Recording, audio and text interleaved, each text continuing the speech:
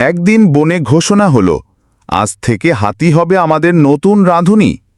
হাতি খুশিতে চিৎকার করল, আমি রাঁধব? দারুণ! আমি তো দারুণ খিচুড়ি বানাই।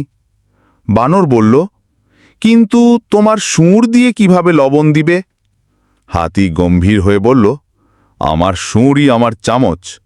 সে খিচুড়ি রাঁধতে শুরু করল। প্রথমে সে চাল ফেলল 5 কেজি, তারপর মুসুর ডাল 2 কেজি, তারপর লবণ দিল 1 কেজি।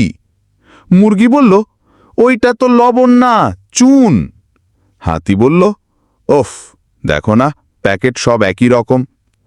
সবাই রাধা শেষে খেতে বসল। প্রথম চামচ মুখে তুলেই সবাই চিৎকার, ইস, এটা তো জ্বলছে, এটা কি খিচুড়ি না আগুন?